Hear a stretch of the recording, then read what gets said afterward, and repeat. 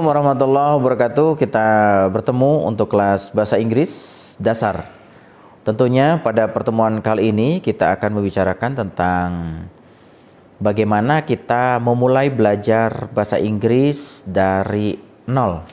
Oleh karenanya saya ingin menyampaikan kepada mahasiswa dan siapapun yang bisa mendengarkan dan mengikuti perkuliahan ini, saya ingin membagikan beberapa trik yang paling sederhana bagaimana kita itu bisa belajar bahasa Inggris. Dan tentunya siapapun yang ingin belajar bahasa Inggris, patokannya adalah satu, kita ingin bisa berbicara bahasa Inggris. Oke, trik yang pertama, tentu ketika kita belajar bahasa Inggris, apalagi pada usia ataupun level di perguruan tinggi, maka semestinya kita harus bisa mengisi dulu apa yang ada dalam pikiran kita dengan bahasa keseharian kita ataupun bahasa pertama kita.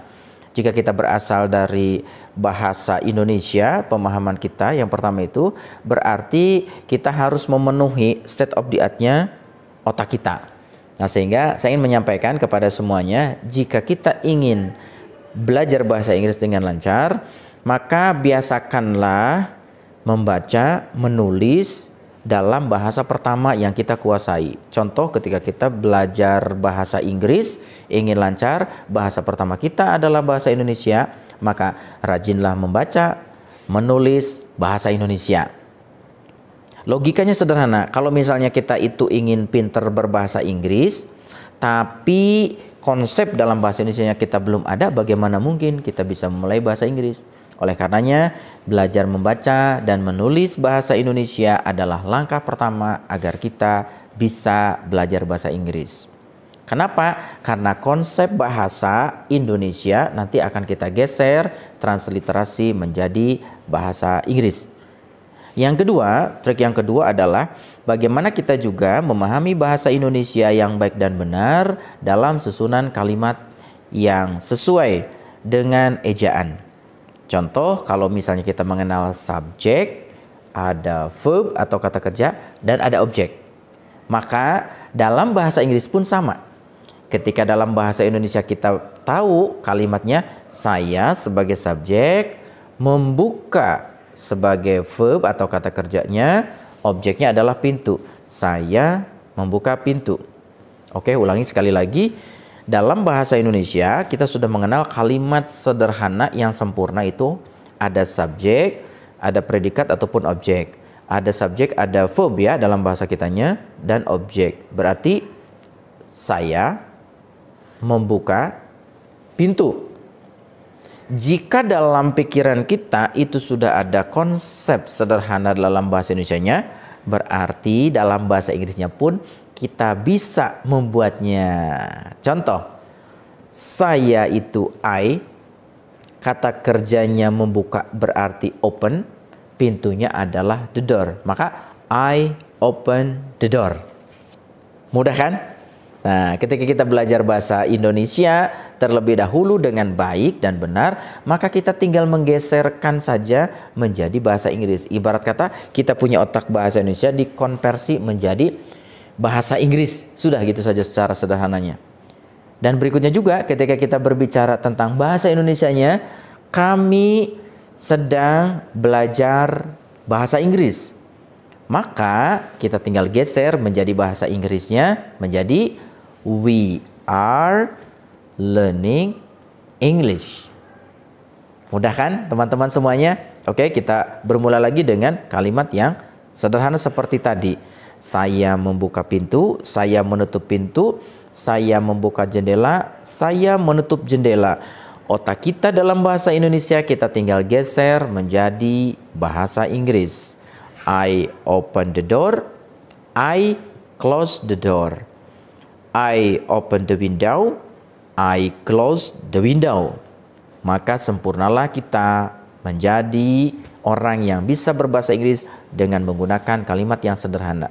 Begitupun ketika kita menggunakan subjek yang lainnya juga. Ada you, ada we, ada they, ada he, she, it.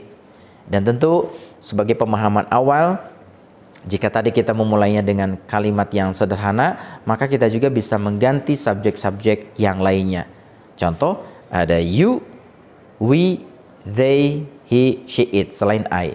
Tapi paling atas kita harus pahami dulu bahwa I dalam bahasa Indonesia adalah saya, itu disebut juga sebagai subjek pertama tunggal.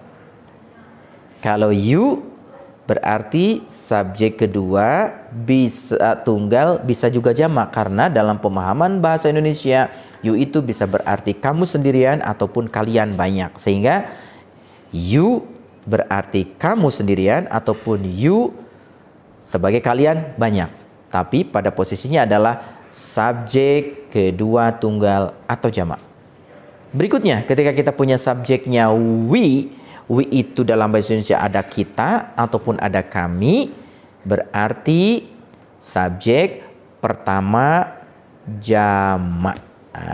Subjeknya pertama jamak ya. Jamak itu lebih dari satu, itu sudah disebutkan dengan banyak ataupun jamak. Berikutnya ketika kita they itu merujuk kepada di luar saya dan kamu, atau di luar saya, kamu dan kita, maka itu adalah mereka. Mereka itu adalah orang ketiga, tapi banyak, maka they adalah orang ketiga banyak. Dan yang terakhir he, she, it. He, she, it itu adalah orang ketiga tunggal. Nah, oleh karena itu pada pertemuan kita kali ini kita baru belajar bagaimana trik bisa menjadi orang yang bisa berbahasa Inggris dari mulai hal yang terkecil. Yang pertama, sering baca dan menulis bahasa Indonesia karena untuk mengisi ide, gagasan kita di otak kita. Dan berikutnya, mulailah membuat kalimat yang paling sederhana dalam bahasa Indonesia, seperti halnya ada subjek, ada kata kerja, dan ada objek. Saya membuka pintu, saya menutup pintu. Berikutnya, kita ganti ke dalam bahasa Inggris dengan susunan yang sesuai dengan bahasa Indonesianya.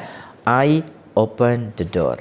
Setelah itu kita pun bisa menggantinya dengan subjek berikutnya. Oke, pada pertemuan kali ini sampai di sini dulu dan selamat mencoba, dan jangan lupa juga untuk memberikan respon bagaimana kita membuat kalimat yang sederhana dulu sebelum kita berbicara kalimat yang lebih luas, kalimat yang majemuk, kalimat bertingkat, dan berikutnya. Terima kasih, sampai jumpa pada pertemuan berikutnya. Assalamualaikum warahmatullahi wabarakatuh.